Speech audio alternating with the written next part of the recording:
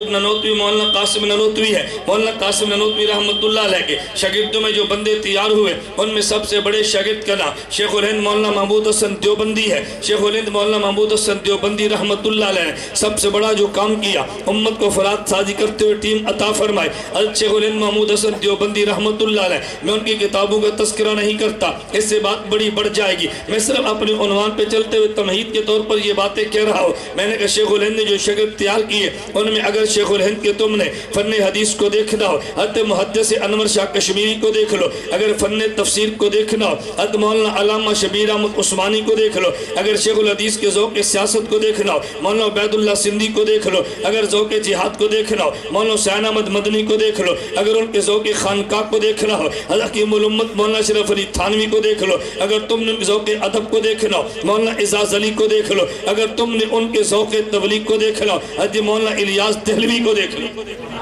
یہ شیخ الہند نے شاگرد